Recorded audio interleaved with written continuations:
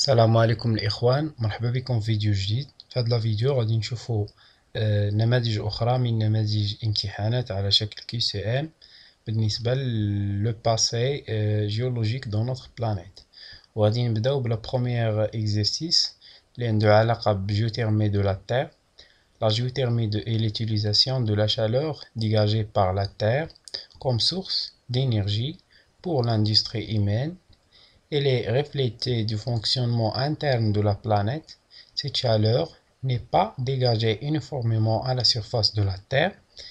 Il est possible de mesurer le flux géothermique qui dépend de la conductivité de la roche traversée et du gradient géothermique. La chaleur transférée au sein du globe s'effectue par deux moyens, soit par la conduction ou bien par la convection. Cette chaleur est ensuite évacuée par rayonnement.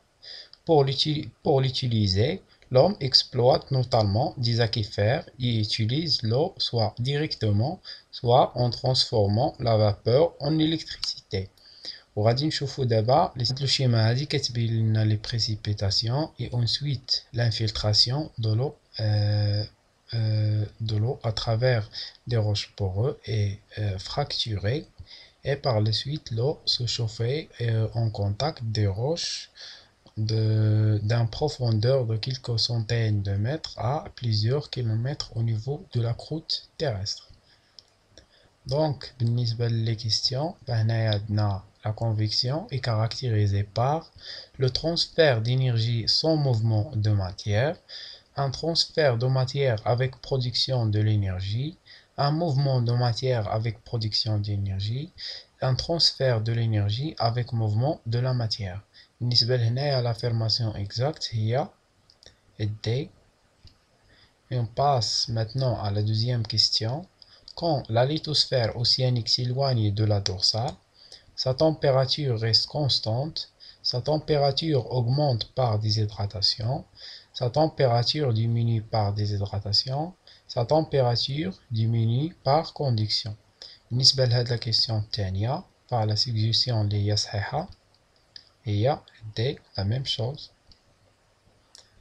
On va voir maintenant la troisième question en relation avec la température en profondeur est due à une source de chaleur en surface, l'évacuation de l'H2O de certaines roches, la présence du gabbro, une source de chaleur interne de la Terre. بالنسبة لهنايا فلا suggestion الصحيحة هي D, la même chose. Concernant le flux géothermique et l'énergie thermique produite en surface et dissipée en profondeur, un flux moyen de chaleur entre l'extérieur et l'intérieur du globe, l'énergie thermique produite en profondeur est stockée dans des réservoirs profonds. Un flux moyen de chaleur entre l'intérieur et l'extérieur du globe. L'affirmation صحيحة هي la quatrième. بالنسبة لهذا السؤال augmente. La densité de ce matériau augmente et le manteau s'enfonce. La densité de ce matériau diminue et le matériau s'enfonce. La densité de ce matériau diminue et le matériau a un mouvement. La densité de ce matériau augmente et le matériau a un mouvement ascendant. بالنسبة لهاد la question, la suggestion suggestion, c'est-à-dire que si la température d'un matériau augmente, la densité de ce matériau diminue. La lithosphère continentale est constituée d'une croûte continentale principalement composée de granit ou de roches de la même famille de granit et d'un manteau lithosphérique composé de péridotite rigide. La croûte continentale affleure dans les régions émergées qui constituent les continents. Le granit est une roche magmatique, plutonique, grenue, dont la densité est d'environ 2,7 et inférieure à celle de la péridotite qui est d'environ 3,2, du basalte qui est d'environ 2,9 et du gabbro, c'est la même chose pour concernant la densité du gabbro. On peut y observer plusieurs types de minéraux comme le quartz, la biotite ou bien mica noir et le feldspathe, orthose et plagioclase. Donc, هاد لو شيما هادي كتبين لينا la composition de la croûte continentale. Elle est constituée principalement de granit et de gneiss. Et comme vous voyez ici que la croûte océanique, il est composée d'une couche superficielle, principalement c'est la roche basaltique, et d'une couche profonde, c'est du gabbro. Comme vous voyez ici, c'est la limite de Moho. La première question. Le granit est une roche magmatique plutonique entièrement cristallisée, formée de... Et on va voir la deuxième question. La croûte continentale est d'épaisseur moyenne de 50 km, est plus épaisse et plus dense que la croûte océanique, est moins épaisse et plus dense que la croûte océanique, et d'autant plus épaisse que les reliefs sont importants. L'affirmation صحيحة. La quatrième affirmation. On va voir la question الأخرى. Concernant la croûte continentale est globalement constituée par du granit, du basalte, de la péridotite ou bien du gabbro. Affirmation صحيحة que la croûte continentale est constituée du granit et des roches qui ont de la même famille de granit. Donc la cinquième, l'altitude la plus fréquente sur les continents est évaluée à une altitude de 300 mètres, qui est évaluée à une altitude de 30 km, qui est de 840 mètres, et évaluée à seulement quelques mètres au-dessus du niveau de la mer. هنا la succession صحيحة هي الأولى est évaluée à une altitude de 300 mètres. On va voir un autre thème, c'est le document ci-dessus représente l'état physique de la péridotite hydratée en fonction des conditions de température et de pression. Voilà ici les variations de la température et de la pression ici et la profondeur et l'état de la péridotite qui soit sous forme solidus ou bien un liquide plus solide ou bien liquidus et lorsque la température atteint des valeurs maximales la péridotite. La question Lula, si le magma génère au niveau d'une zone de subduction n'arrive pas en surface, il donne naissance à des roches à structure microlithique de type andésitique, à structure grenue de type gabbro, à structure grenue de type granitoïde, à structure grenue de type andésitique. فهنايا الاقتراح الصحيح هو C, c'est-à-dire à structure grenue de type granitoïde. بالنسبة للكيستيون الثانية فالénergie géothermique exploitable par l'homme contribue fortement à la couverture énergétique par l'humanité, est constante d'une région à l'autre, est maximale au niveau de lithosphère continentale et optimale en Islande au niveau d'un rift. L'affirmation صحيحة هي D.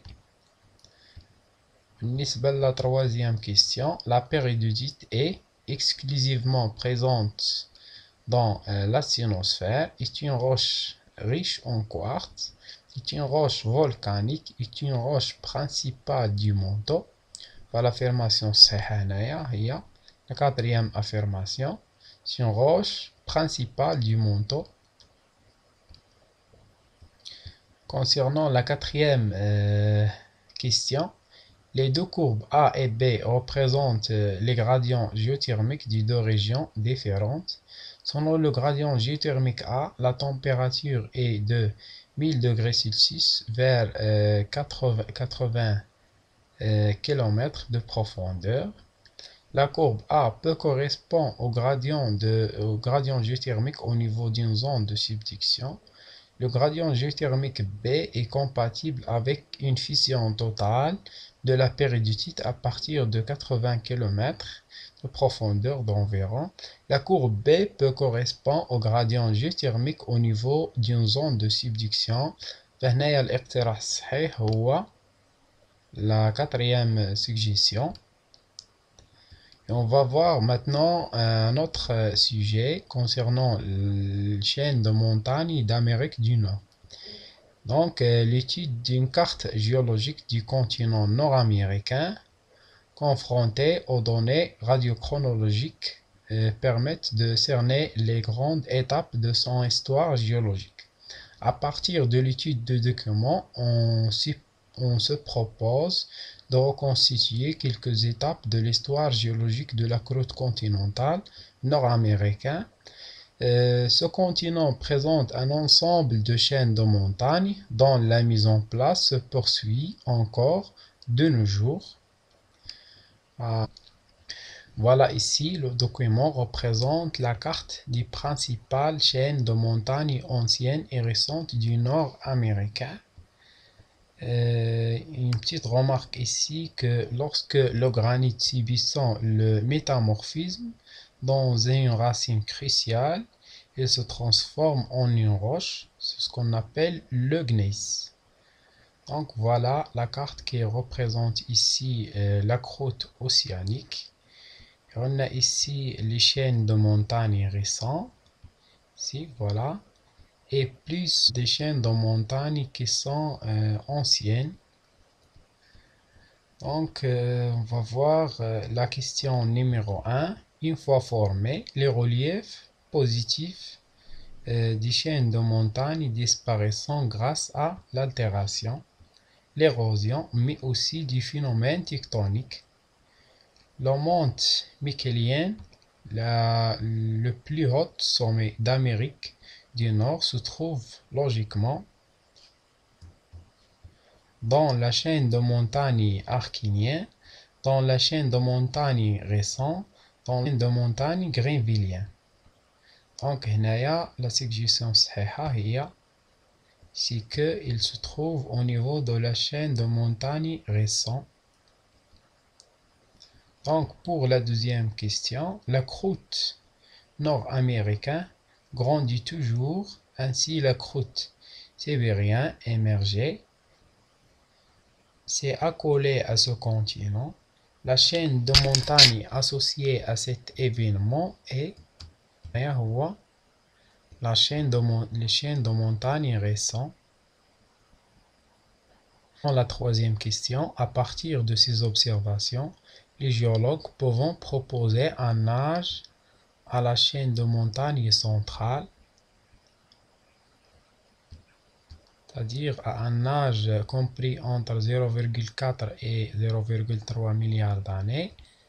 Elle est âgée de moins de 0,3 milliards d'années. Elle peut être âgée de plus de 1,9 milliard d'années. Elle a un âge compris entre 0,3 à 0,9 milliards d'années. فالاقتراح الصحيح هو elle est âgée de moins 0,3 milliard d'années. بالنسبة لهنايا le document 1 représente la sismicité et le volcanisme au Japon. Ici, voilà, entre la plaque pacifique et la plaque Eurasie. Donc, pour le document 2, représente le modèle des euthermes au niveau du Japon. Vous voyez ici, on a une anomalie thermique au niveau de la fosse océanique. Et voilà le positionnement des zones volcaniques qui sont plus proches de la fosse océanique.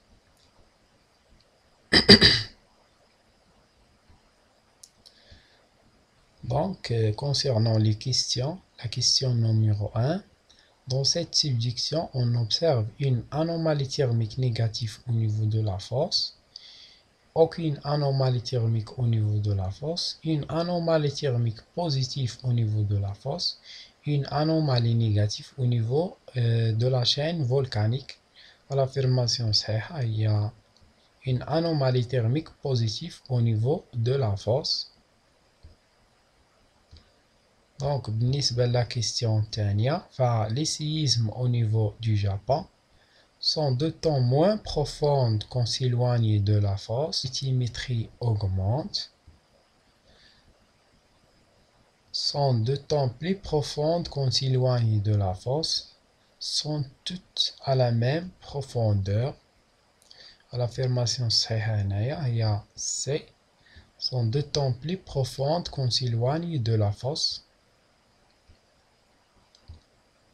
La troisième question. Dans cette subduction, la plaque Eurasie s'enfonce sous la plaque Pacifique. La plaque Pacifique s'enfonce sous la plaque Eurasie.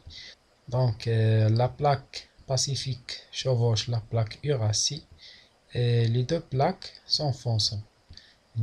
فالاختيار الصحيح هو B. Donc, on va voir un autre exercice concernant le mode de transfert de la chaleur. Il existe deux modes de transfert de la chaleur, soit par la conduction ou bien la convection. La conduction où la chaleur se transmet de proche en proche, il dépend de la conductivité thermique du matériau. La convection où la matière chaude se déplace sous l'effet des différences de densité. Il sera d'autant plus efficace que le milieu sera peu visqueux. La croûte agit globalement comme un isolant thermique et bloquant l'évacuation de la chaleur interne. Dans le manteau, du fait de la convection, le milieu est plus homogénéisé et la chaleur interne est transférée efficacement vers la surface.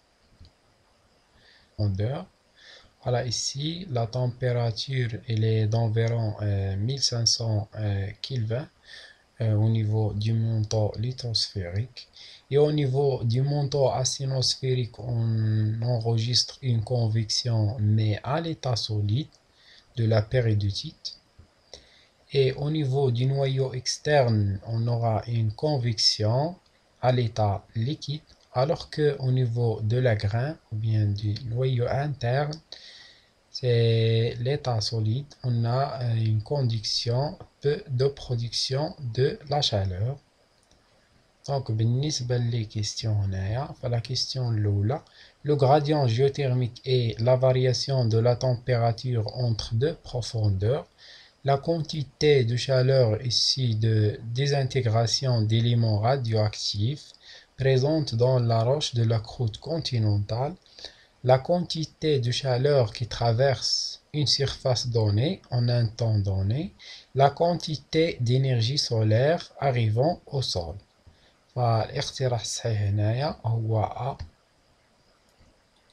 Donc la deuxième question, la convection à l'intérieur de la Terre se manifeste par un mouvement de la croûte continentale, du manteau asténosphérique, du manteau lithosphérique ou bien du noyau. L'affirmation صحيحة هي B.